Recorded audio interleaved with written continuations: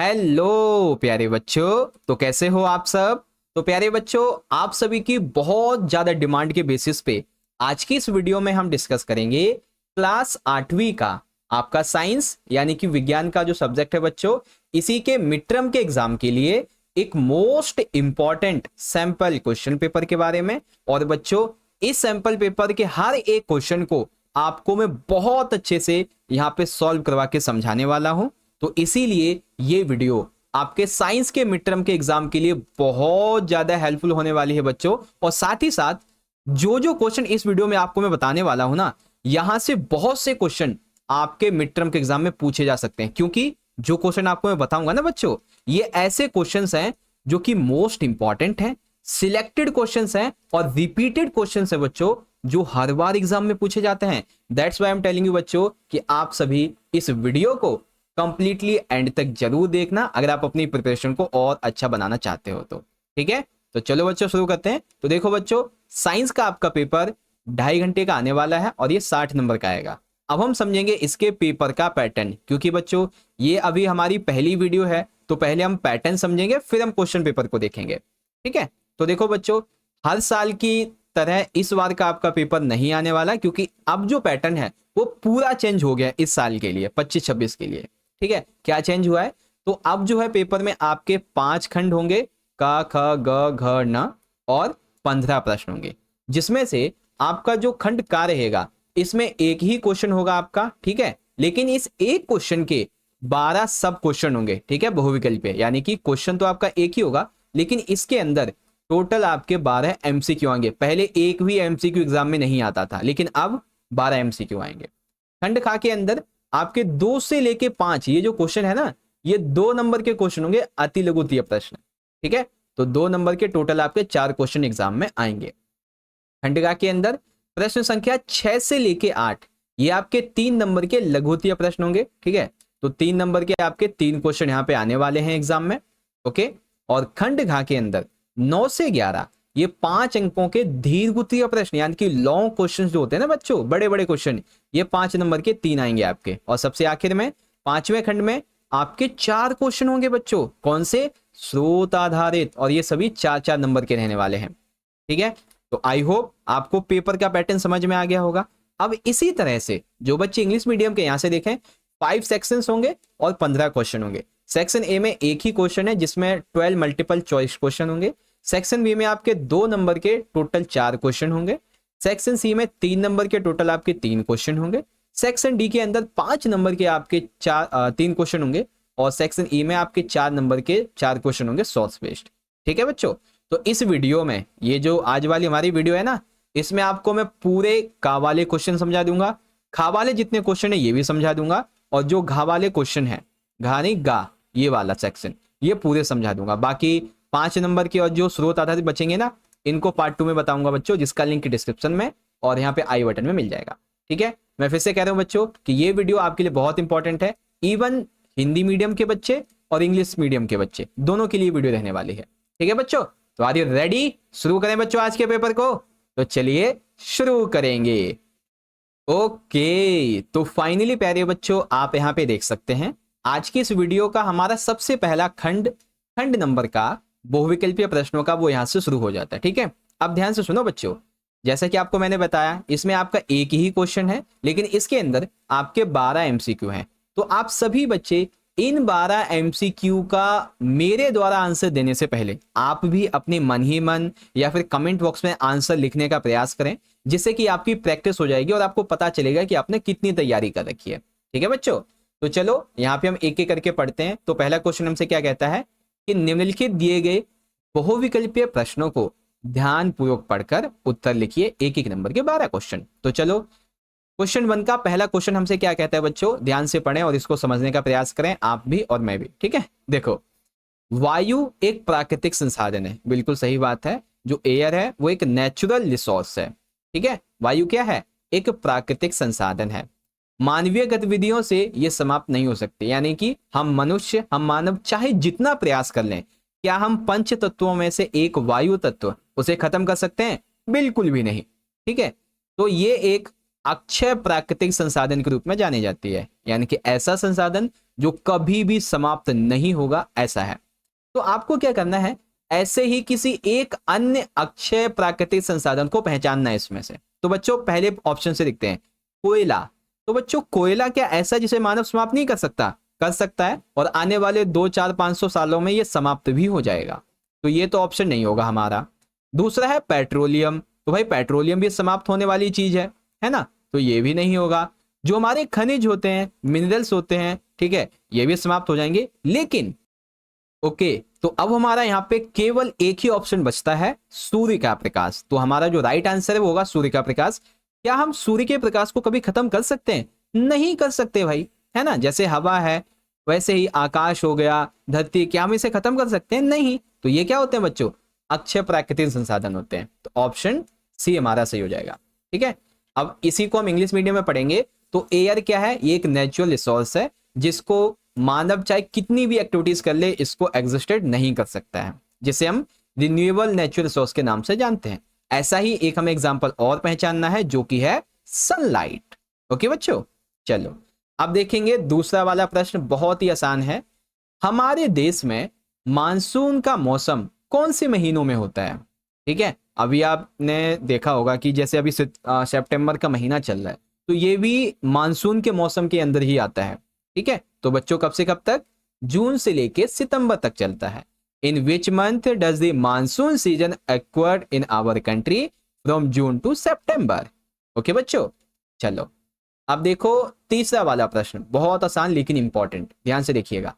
संकटापन स्पीसीजों के लिए कौन सा कथन सही नहीं है?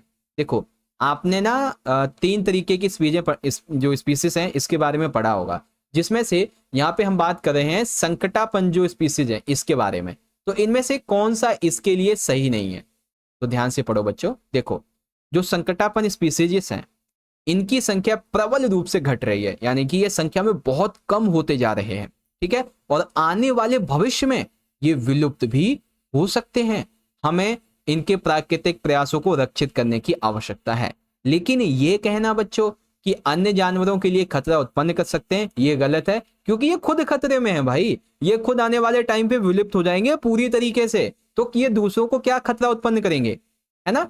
तो कौन सा गलत हो जाएगा? बी वाला। ऐसे ही इंग्लिश में which statement is not correct for endangered species, that is these can pose a threat to other animals, that is wrong. Okay बच्चों, अब देखो यहाँ पे आपने ध्यान दिया हो तो एक 2 नंबर का आपका क्वेश्चन पूरा हुआ है सर जी। ये कब हो गया? ये अभी हुआ। कैसे?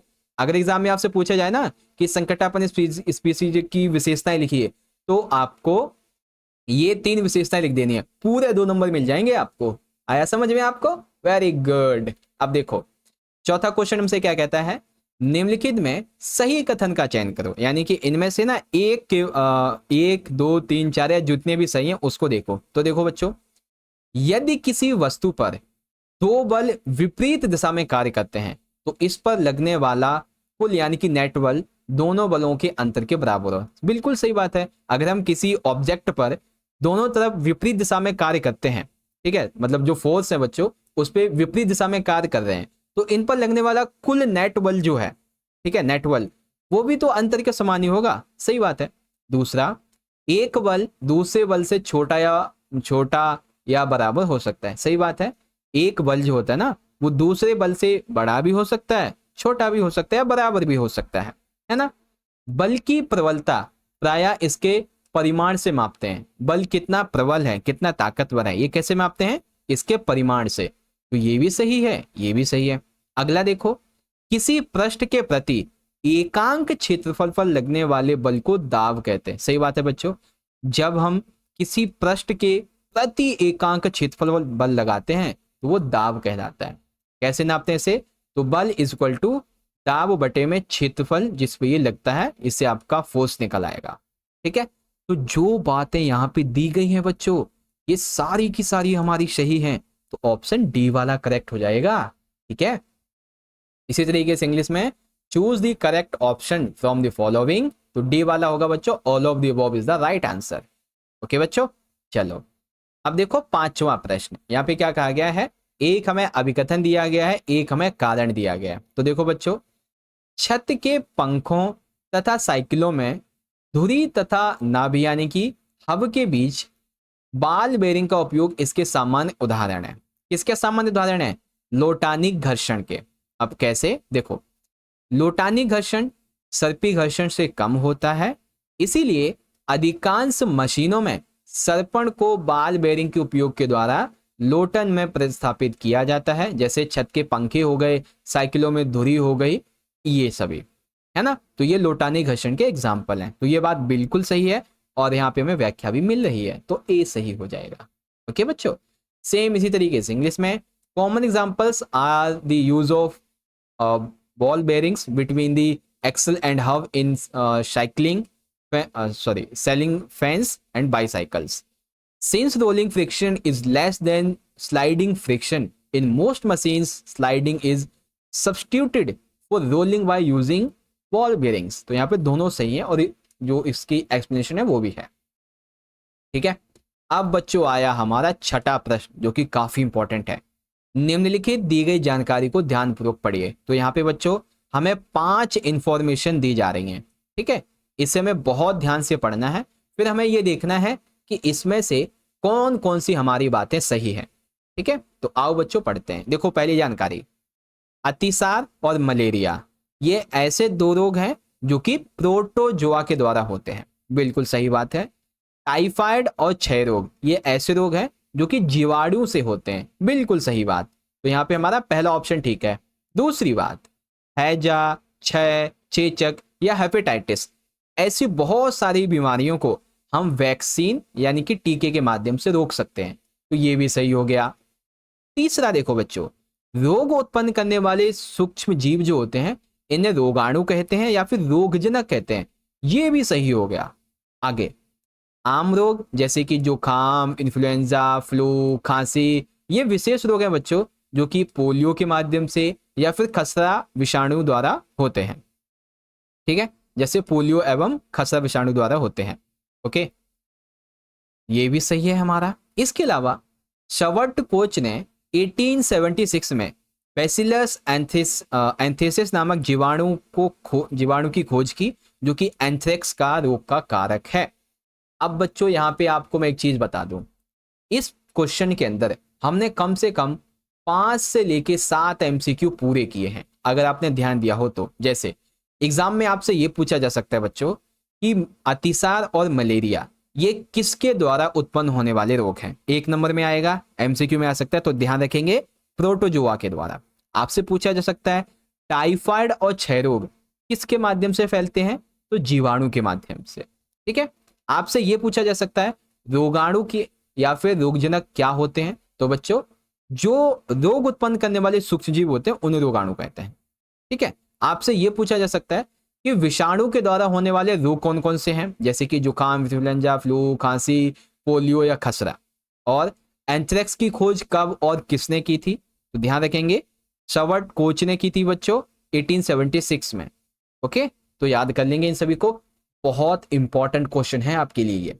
ठीक है, तो यहाँ पे हमारी पहली बात भी सही है, दूसरी भी, तीसरी भी, चौथी भी और पांचवी भी। ऑप्शन ए हमारा सही है।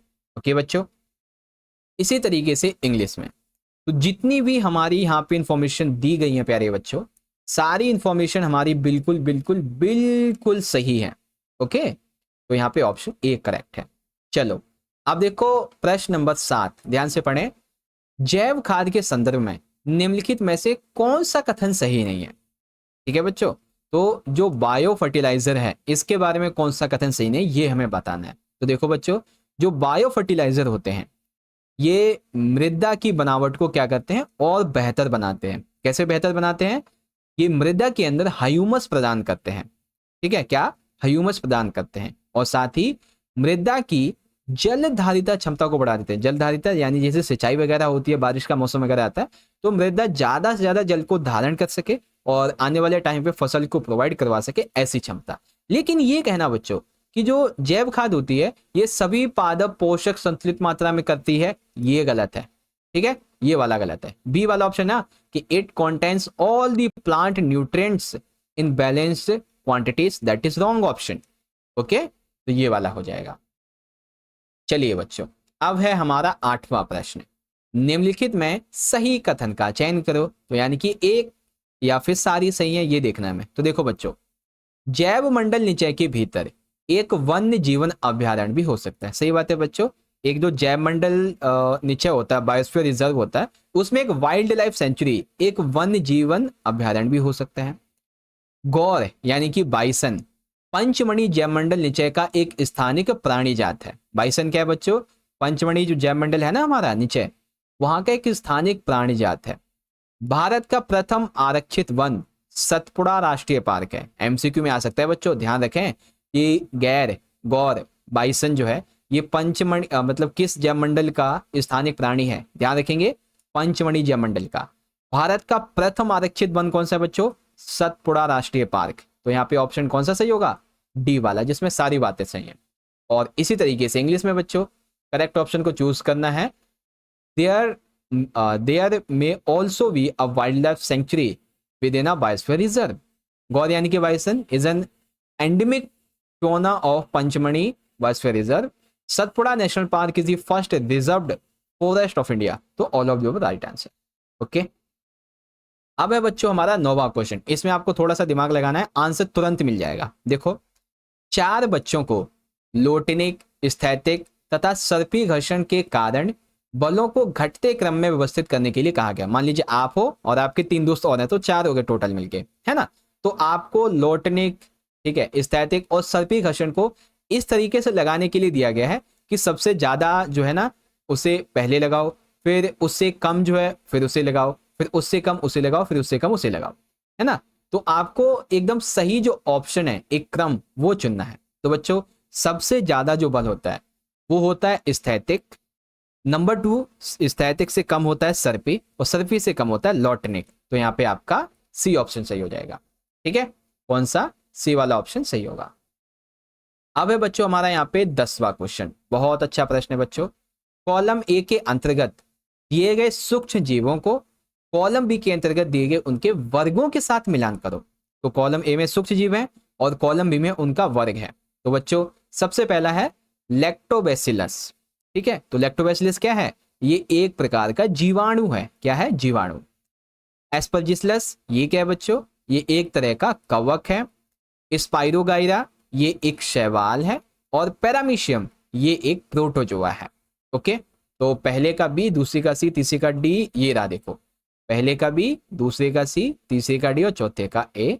तो आंसर क्या मिलेगा?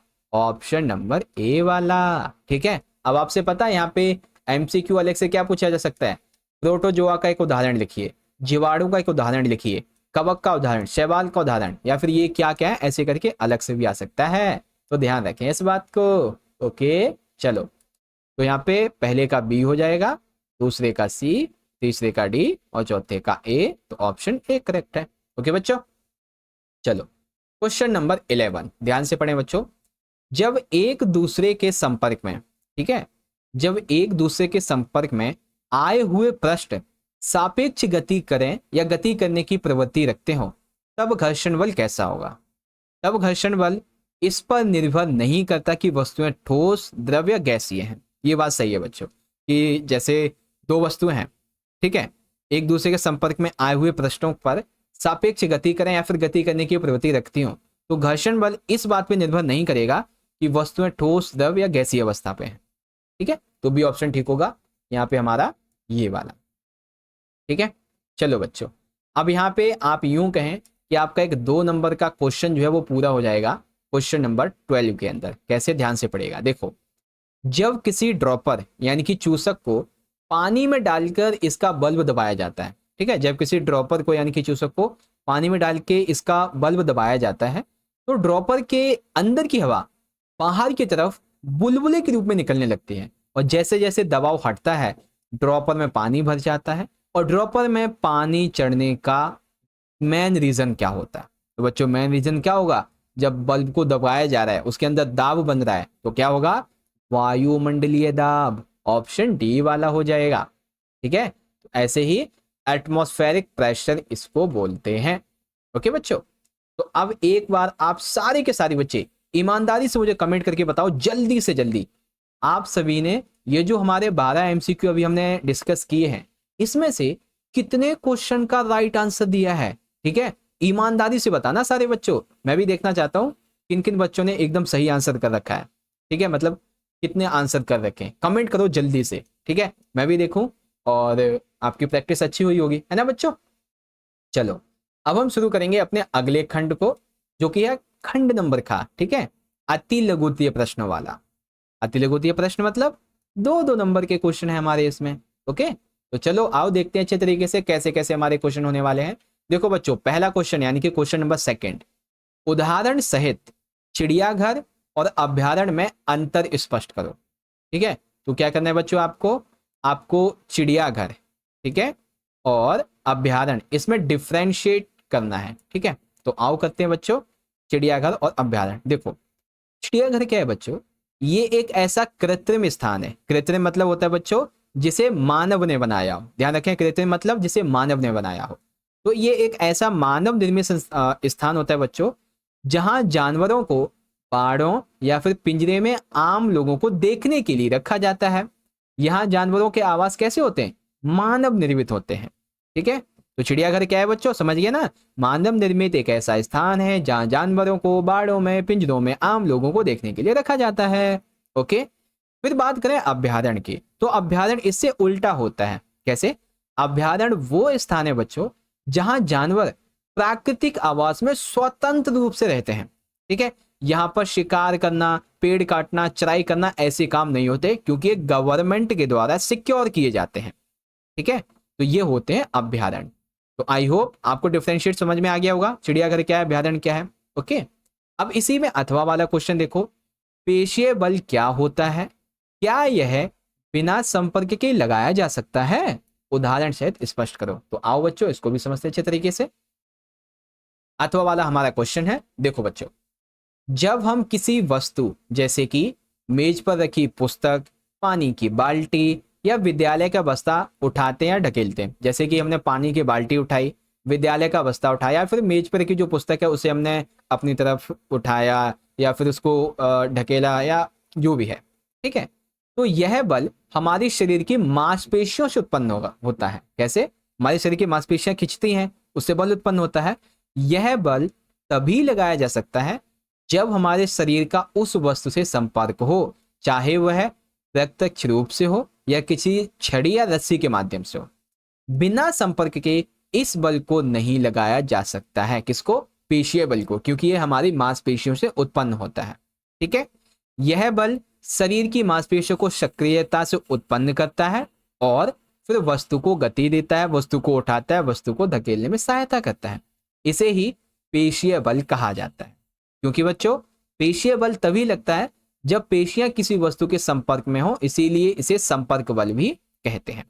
आया आपको समझ में। देखो सिंपल सा एक फंडामेंटल आप समझ लो, आप किसी भी वस्तु को उठा रहे हो, जैसे पानी की बाल्टी उठाई, आपने विद्यालय का बस्ता उठाया स्कूल चलने के लिए। ठीक है, आपने अपनी स्टडी टेबल से पुस्तक उठाई, बैग में रखी और आप चल दिए। तो ये जो क्रियाएं हो रही हैं, इसमें क्या हो रहा है, हमारे शरीर की जो मांसपेशियां हैं उनमें खिंचाव उत्पन्न हो रहा है और वहीं से फोर्स जो है ना जनरेट हो रहा है। और फोर्स जब हम इन वस्तुओं को छू रहे हैं, उठा रहे हैं, ढकेल रहे हैं, अपने पास ला रहे हैं, तब लग रहा है, इसीलिए इसे पेशीय बल कहते हैं।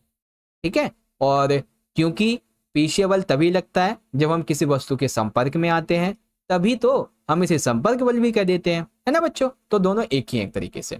ओके, तो ये हुआ हमारा दूसरा क्वेश्चन कंप्लीट। अब इसी का इंग्लिश वर्जन देखो, एक्सप्लेन द डिफरेंस बिटवीन जू एंड सेंचुरी विद एग्जांपल। तो बच्चों जू क्या होता है, जू एक आर्टिफिशियल या फिर मैनमेड प्लेस होता है जहां पे एनिमल्स को रखा जाता है। ठीक है, पब्लिक व्यूइंग के लिए। ओके, उनके पिंजरे वगैरह में उनको रखा जाता है। वहीं सेंचुरी की बात करें तो ये ऐसे प्लेस होते हैं जहां पे एनिमल्स फ्रीली रहते हैं।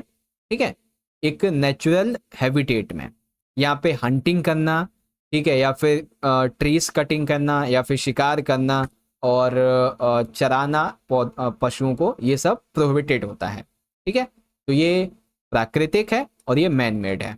Okay, what is muscular force, can it be applied without contact, explain with an example. तो बच्चों क्या होता है ये फोर्स और क्या है, सारी चीजें देख सकते हैं। ओके, चलो अब जो है हमारा क्वेश्चन नंबर 3, इसमें कहा गया है निम्नलिखित दिए गए दोनों प्रश्नों के उत्तर लिखिए। तो पहला क्वेश्चन तो आप सभी बच्चों को आता होगा कि पेट्रोलियम का कौन सा उत्पाद सड़क निर्माण में उपयोगी होता है। तो आप सभी को पता है उसका नाम है बिटुमेन। ये पेट्रोलियम का वो उत्पाद है जिसका उपयोग सड़क निर्माण में किया जाता है।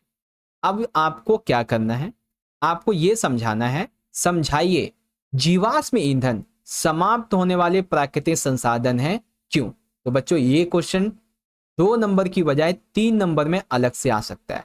ठीक है, बड़े ध्यान से समझिएगा बच्चों कि जो हमारे जीवाश्म ईंधन हैं ये समाप्त होने वाले प्राकृतिक संसाधन क्यों हैं। पहले तो आप समझो जीवाश्म ईंधन क्या होता है। बच्चों जीवाश्म ईंधन जैसे कि कोयला, पेट्रोलियम, प्राकृतिक गैस यानी सीएनजी वगैरह, ये करोड़ों वर्षों में मृत जीवों की और वनस्पतियों के अपघटन से धरती के भीतर बनते हैं।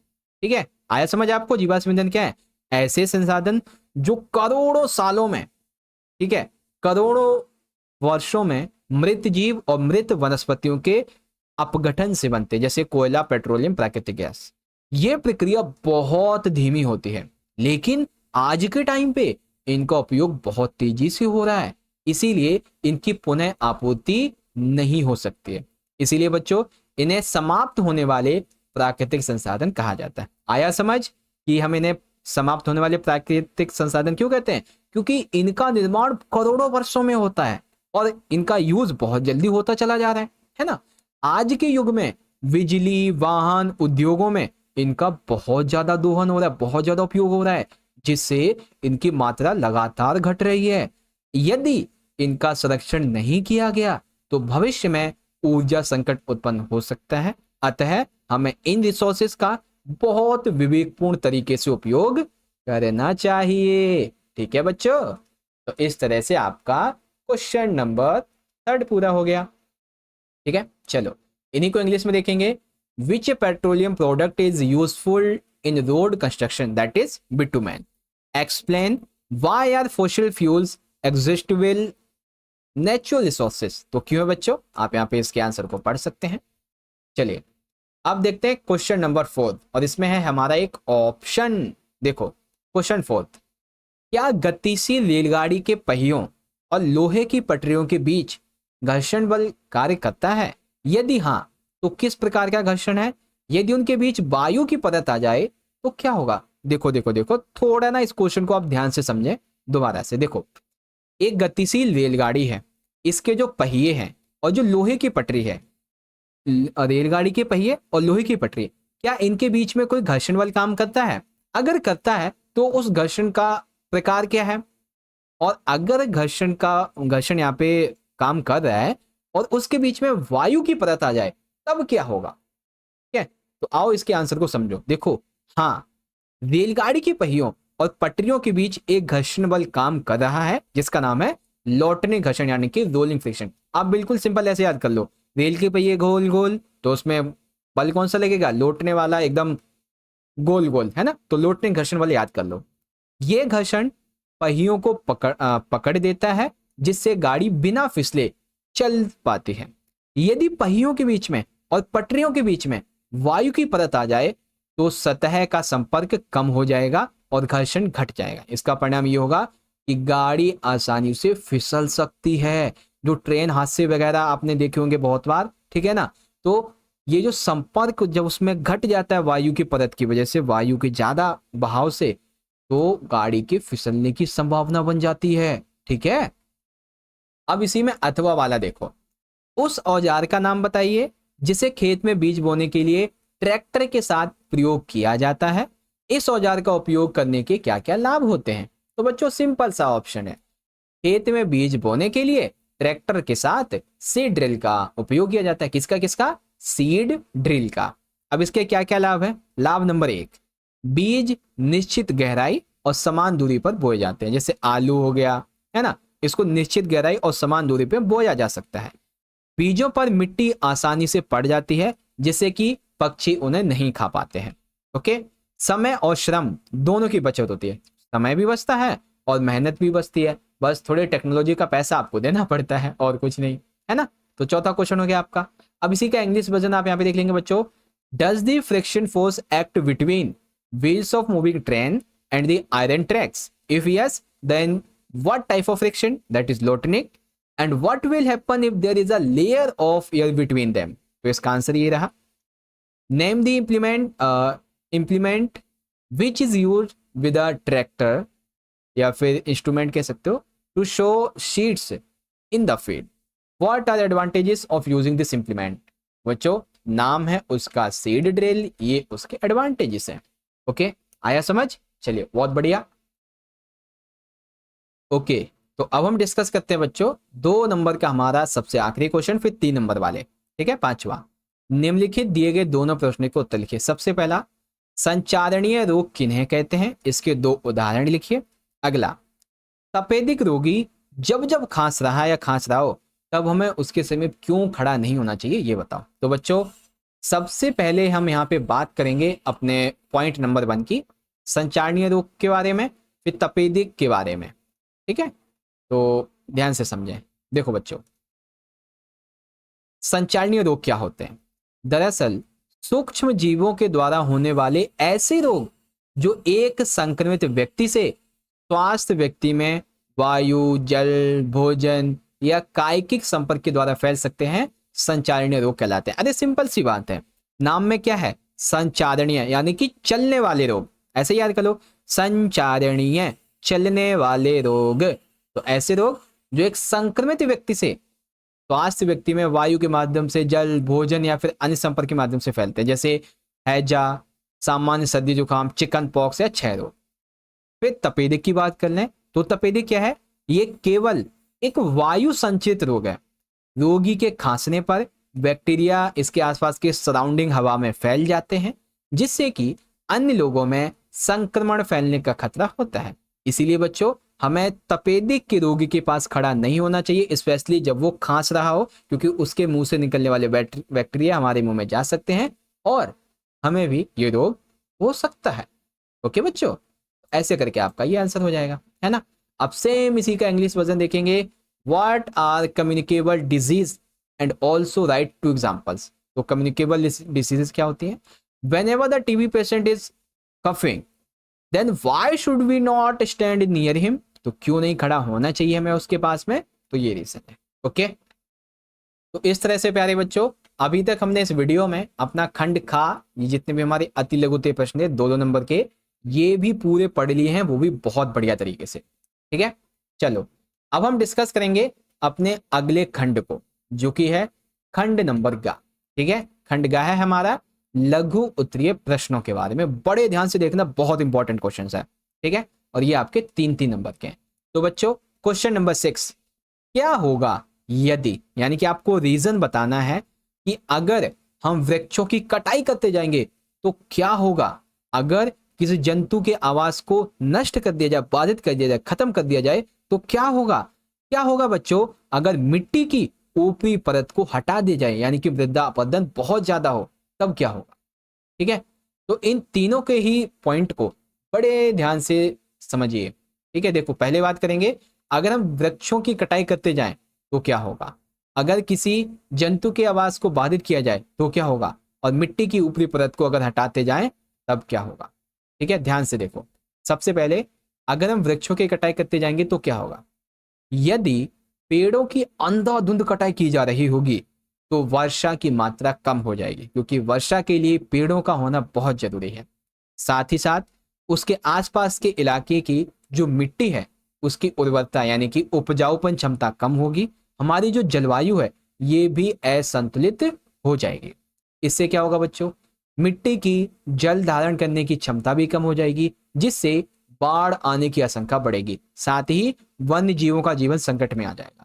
बच्चों सिंपल सा आप एक फंडा समझ लो, अगर हम वृक्षों को काटेंगे तो जो चीजें वृक्षों से होती हैं उसी पे असर पड़ेगा. वृक्षों से क्या होता है बच्चों, सबसे पहली बात जो वन्य जीवन है वो संकट में पड़ जाएगा. दूसरी बात, वृक्ष जो है ये वर्षा के लिए उत्तरदायी होते हैं, तो वर्षा की मात्रा में कम हो जाएगी. ठीक है, इससे जलवायु जो है असंतुलित होगी, कभी भारी वर्षा, कभी कम वर्षा, कभी सूखा, कभी बाढ़, ये सब होगा. मिट्टी की उपजाऊपन क्षमता कम होगी, ये चीजें हैं. दूसरी बात, किसी जंतु का आवास बाधित हो. बच्चों अगर किसी जंतु का प्राकृतिक आवास नष्ट होता है तो वह उसका जीवित रहना कठिन हो जाएगा.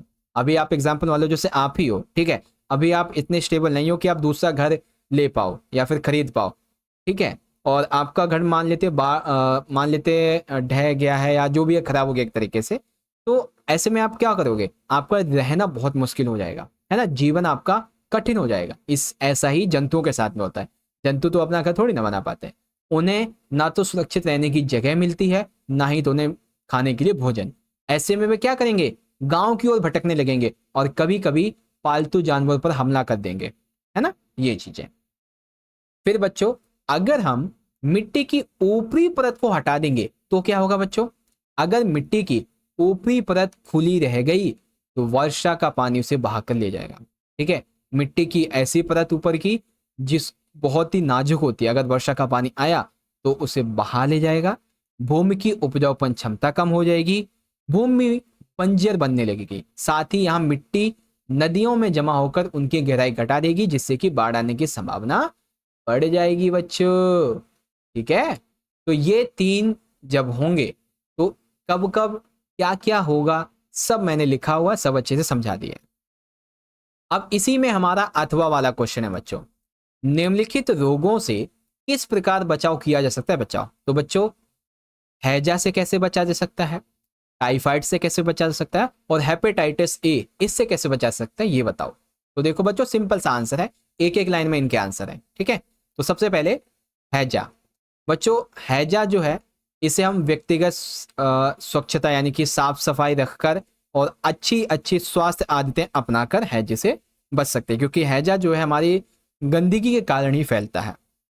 टाइफाइड की बात करें तो टाइफाइड में एकदम भली भांति तरीके से पकाया हुआ भोजन खाना चाहिए, ठीक है, उबला पानी पीना चाहिए। इस रोग को टीका लगवाकर हम जो है सही कर सकते हैं, ठीक है।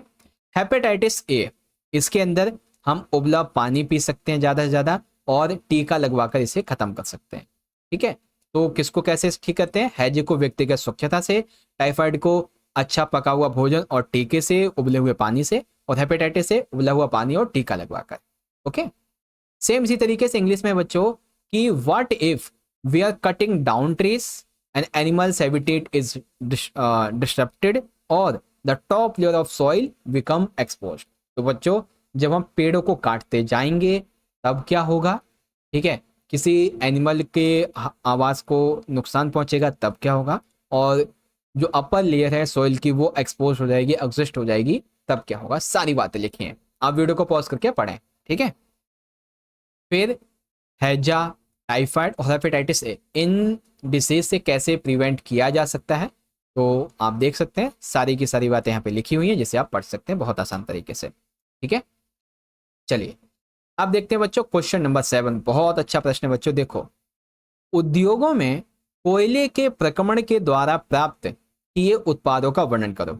सिंपल सी बात है बच्चों, जब हम उद्योगों में कोयले को मैन्युफैक्चर करते हैं, ठीक है, प्रक्रमण का मतलब होता है प्रोसेस करते हैं दरअसल, तब हमें कौन कौन से उत्पाद प्राप्त होते हैं, ठीक है। तो 3 तरीके के उत्पाद मिलते हैं, कोक, कोलतार और कोयला गैस, और ये अलग से 2-2 नंबर के 3 क्वेश्चन आपके बनेंगे, ये होते क्या है, ठीक है। तो सबसे पहले हम कोक की बात करेंगे, फिर हम कोलतार को डिस्कस करेंगे और फिर कोयला गैस को डिस्कस करेंगे, ठीक है। तो सबसे पहले कोक। तो बच्चों कोक जो है ये एक कठोर सरंध्र काला पदार्थ होता है, ये कार्बन का मानो शुद्ध रूप है, ठीक है। कोक का उपयोग इस्पात के औद्योगिक निर्माण और बहुत से धातुओं के निष्कर्षण में किया जाता है। दोबारा समझ लो बच्चों, कोक क्या है, ये एक कठोर पदार्थ है, सरंध्र और काला पदार्थ है। आप जैसे मान लो कार्बन होता है, लगभग लगभग लगभग वैसा ही मिलता जुलता उसी का शुद्ध रूप होता है, ठीक है।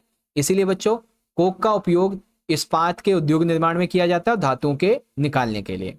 कोलतार की बात करें बच्चों, तो कोलतार आपने देखा होगा रोड वगैरह में, है ना, ये एक गाढ़ा काला और तीव्र गंध वाला तरल पदार्थ होता है। ये लगभग 200 से अधिक रासायनिक पदार्थों का एक मिश्रण है। इससे संश्लेषित रंग, औषधियां, विस्फोटक, प्लास्टिक, इत्र, पेंट, छत की सतह पर लगने वाले पदार्थ, छाया चित्रण, इनमें उपयोग होने वाली वस्तुएं बनाई जाती हैं। एक रोचक तथ्य की बात यह है कि नेफ्थलीन की गोलियां जो कपड़ों में कीड़े को भिगाने के लिए, मतलब कीड़ों को भगाने के लिए, उन्हें दूर रखने के लिए रखी जाती हैं, वो भी कोल तार से बनाई जाती हैं। ठीक है, तो ये कोल तार की विशेषता है। इसके अलावा कोयला गैस, बच्चों कोयले के प्रक्रमण के द्वारा कोक बनाते समय कोयला गैस प्राप्त होती है। यह कोयला प्रक्रमण संयंत्रों के निकट स्थापित बहुत से उद्योगों में ईंधन के रूप में उपयोग होती है। मतलब सिंपल सी बात है, जब हमने कोयले का प्रक्रमण किया तो उससे जो गैस मिली उसे ईंधन के रूप में उपयोग किया जाता है। ये चीजें, तो कोक, कोलतार और कोयला गैस, बहुत ही सिंपल सा आंसर है बच्चों। आई होप अब आप समझ गए होंगे इसे अच्छे तरीके से। अब सेम इसी का English medium, describe the products obtained by processing of coal industry. तो कोक सबसे पहले प्राप्त होता है, फिर कोलतार प्राप्त होता है, एंड देन कोयल गैस ये प्राप्त होती है। ओके बच्चों, चलो अब देखेंगे अपना 8वां प्रश्न, और ये हमारा 3 नंबर का आखिरी प्रश्न है। 5 मिनट में हमारी वीडियो पूरी हो जाएगी। ठीक है, देखो घर्षण बल क्या होता है, इसके प्रभाव क्या होते हैं, अपने दैनिक जीवन के अनुभवों के आधार पे स्पष्ट करो। 3 चीजें हैं, क्या है, प्रभाव, और आपको एग्जाम्पल के जरिए बताना है। आओ बच्चों ध्यान से इसको समझते हैं। देखो घर्षण बल एक तरह का वो बल है जो दो सतहों के संपर्क में आने पर उनकी गति का विरोध करता है। ठीक है, क्या है बच्चों घर्षण बल? ऐसा बल जो दो सतहों के संपर्क में आने पर उसकी गति का विरोध करे। यह बल वस्तु की चाल को धीमा करने और उसे पूरी तरह से रोकने का काम करता है। कोई वस्तु गति में है तो जब यह घर्षण बल लगता है तो ये उसकी चाल को स्लो डाउन कर देता है या स्टॉप कर देता है। यह हमेशा गति के विपरीत दिशा में लगेगा। अगर वस्तु इस दिशा में है तो बल इस दिशा में लगेगा, विपरीत दिशा में लगता है। उदाहरण के लिए फर्श पर लुढ़कती गेंद धीरे धीरे रुक जाती है। ठीक है, किस वजह से? क्योंकि जैसे गेंद इस डायरेक्शन में जा रही है तो जो बल है घर्षण वो इसके अपोजिट डायरेक्शन में इस पे लग रहा है। ठीक है, साइकिल चलाने के बाद जब पैडल चलाना बंद कर दिया जाता है तो बल उल्टा होना शुरू हो जाता है, जिसके बाद कुछ दूरी तय करने के बाद ये रुक जाता है। ऐसा ही नाव में या झूले के साथ होता है। ये सभी घटनाएं घर्षण के कारण ही होती हैं। ठीक है, जो कि सतहों के बीच लगता है, जैसे टायर और सड़क हो गया, इनके बीच में लगता है। नाव और पानी के बीच में लग गया, दो वस्तुओं के बीच में लगा। घर्षण बल न केवल गति को रोकता है बल्कि कई बार वस्तु की दिशा भी बदल देता है। कैसे? यह बल जीवन में बहुत ही आवश्यक है। जैसे हम चलते हैं, लिखते हैं या ब्रेक लगाते हैं, तो यह बल यदि ना हो तो वस्तुएं लगातार गति करती रहेंगी, कभी रुकेंगी ही नहीं और नियंत्रण असंभव होगा। अतः यह बल गति को नियंत्रित करने के लिए और मानव जीवन की सभी प्रक्रियाओं के लिए अति महत्वपूर्ण है बच्चों। ठीक है, चलो ये हमारा क्वेश्चन हो गया 8वां। अब इसी का 8वां वाला देखो बच्चों, सिंचाई क्या है और जल संरक्षण करने वाली 2 विधियों का उल्लेख कीजिए। तो आओ बच्चों समझते हैं इसको भी। देखो बच्चों, सबसे पहले आप जानेंगे कि जो सिंचाई है ये क्या होती है। फिर इसकी 2 विधियां हैं, एक छिड़काव विधि है और एक है ड्रिप विधि। तो एक एक करके दोनों को समझते हैं। पहले सिंचाई समझो बच्चों। फसलों को समय समय पर आवश्यक मात्रा में पानी देना ही सिंचाई कहलाता है और यह फसल की अच्छी वृद्धि, बेहतर उत्पादन के लिए बहुत जरूरी है। सिंपल सी बात है भाई, जैसे हम लोग हैं, हमें जीवन जीने के लिए पानी तो चाहिए चाहिए, भोजन भी चाहिए। वैसे ही फसल होती है, उसको भी टाइम टू टाइम बहुत इंपॉर्टेंटली, बहुत ही आवश्यक मात्रा में पानी चाहिए होता है, जिसे सिंचाई कहा जाता है, जिससे कि फसल अच्छी होती है, अच्छा उत्पादन मिलता है। अब इसकी 2 विधियां होती हैं कि सिंचाई जब हम करें तो हम पानी बचत कर सकते हैं। पहली है छिड़काव विधि। इस विधि में पानी को पाइप और नोजल के माध्यम से हवा में बारीक बारीक बूंदों के रूप में गिराया जाता है, जैसे मानो आर्टिफिशियली रेन, यानी कि बारिश हो रही हो। यह विधि उन क्षेत्रों में उपयोग की जाती है जहां पे जल की मात्रा बहुत ही सीमित है या फिर जल कम उपलब्ध होता है। फिर ड्रिप विधि क्या है बच्चों?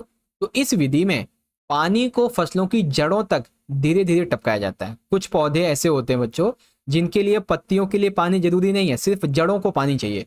तो ऐसे फसलों को, ऐसे पौधों में जड़ों तक पानी धीरे धीरे टपकाया जाता है। इस विधि से पानी बर्बाद नहीं होता और पौधों को आवश्यकता के अनुसार नमी मिलती रहती है। यह विधि जल संरक्षण की सबसे प्रभावी मानी जाती है कि सीधा जड़ों को पानी मिलेगा बस, और कोई फालतू का पानी वेस्ट होगा ही नहीं। ओके, तो ये है आपका क्वेश्चन का आंसर। ठीक है, सिंचाई क्या है? दो विधियों में छिड़काव विधि और ड्रिप विधि क्या है, ड्रिप विधि सबसे ज्यादा मानी जाती है इंपॉर्टेंट। फिर है बच्चों what is friction force, what are its effects, explain on the basis of your daily life experience. तो बच्चों फ्रिक्शन फोर्स क्या है, डेली लाइफ एक्सपीरियंस के माध्यम से इसको हम कैसे बता सकते हैं, ये चीजें हैं। फिर what is irrigation, mention two methods of conserving water. तो बच्चों इरिगेशन क्या होता है, इसके दो बेसिकली मॉडर्न मेथड्स हैं जिसके माध्यम से इरिगेशन के जब इरिगेशन किया जाता है तो हम वाटर को सेव कर सकते हैं। एक तो है स्प्रेइंग मेथड और एक है ड्रिप मेथड, ठीक है, ड्रिप मेथड इस तरीके से। ओके बच्चों, तो इस प्रकार से बच्चों आज की इस वीडियो का यहाँ पे हमने अपना खंड नंबर जो कहा है लघु उत्तरीय प्रश्न वो यहाँ पे पूरा कर लिया। लेकिन रुको रुको रुको रुको, एक चीज और सुनो अभी। अब इस वीडियो में मतलब ये वीडियो तो पूरी हो गई, अब जो अगली वीडियो आएगी, ठीक है, इसी पेपर के पार्ट 2 वाली, वो वीडियो भी आपके लिए बहुत इंपॉर्टेंट है। क्यों? क्योंकि देखो उस वीडियो में आपको मैं खंड घात समझाऊंगा, लॉन्ग क्वेश्चन जो है आपके 5 नंबर के। देखो ये 5 क्वेश्चन है आपके, है ना, फिर ये क्वेश्चन है, इसके भी आंसर मैंने बहुत अच्छे तरीके से लिख रखे हैं, चाहे हिंदी मीडियम में हो या फिर इंग्लिश मीडियम में हो, ठीक है, और भी बहुत सारे क्वेश्चन है। इसके अलावा फिर यहाँ पे आपके केस स्टडी वाले क्वेश्चन है, और इन क्वेश्चन के आंसर को देखो कितना बढ़िया तरीके से मैंने लिख रखा है ताकि आपकी प्रिपरेशन में कोई कमी ना रह जाए। चित्र वाले क्वेश्चन भी लिए हैं मैंने, ठीक है। तो बस एक ही रिक्वेस्ट है बच्चों कि अगली जो वीडियो होगी ना पार्ट 2 वाली, आप सभी बच्चे पार्ट 2 वाली वीडियो को जरूर से देख लेना, ठीक है। ओके, तो इस तरह से प्यारे बच्चों आज की इस वीडियो में आप सभी ने 8वीं क्लास के अपने साइंस यानी कि विज्ञान के सब्जेक्ट के लिए जो पहला सैंपल पेपर है इसके पार्ट 1 को पूरा कर लिया है। अब आप सभी बच्चों को आज की ये वीडियो अच्छी लगी हो तो इस वीडियो को एक प्यारा सा लाइक जरूर करें बच्चों, क्योंकि आपका एक लाइक हमें बहुत ज्यादा मोटिवेट करता है ऐसी वीडियोस को बनाने के लिए, ठीक है। शेयर करें अपने सभी दोस्तों में। कमेंट बॉक्स में आप मुझे अपना फीडबैक जरूर बताएं कि जो मैंने आपको सैंपल क्वेश्चन पेपर करवाया है इससे आपकी जो प्रिपरेशन है, आपकी जो प्रैक्टिस एग्जाम के लिए कितनी हुई है, ठीक है। आप मुझे इंस्टा पे फॉलो कर सकते हैं, और साथ ही अगर आपने अभी तक चैनल को सब्सक्राइब नहीं किया है तो इस तरीके से आपको चैनल को सब्सक्राइब करना है और बेल नोटिफिकेशन को इन चारों में से ये वाला जो ऑप्शन है इस पे आपको टिक करना है, ताकि जब भी हम नई वीडियो अपलोड करें तो आपके फोन पे नोटिफिकेशन आ जाए बच्चों, ठीक है। ओके, तो चलिए बच्चों मिलते हैं आपसे अगली वीडियो में। तब तक के लिए आप सभी पढ़ते रहें, अच्छे से अपना ख्याल रखिएगा। बहुत बहुत धन्यवाद। जय हिंद, जय भारत, वंदे मातरम।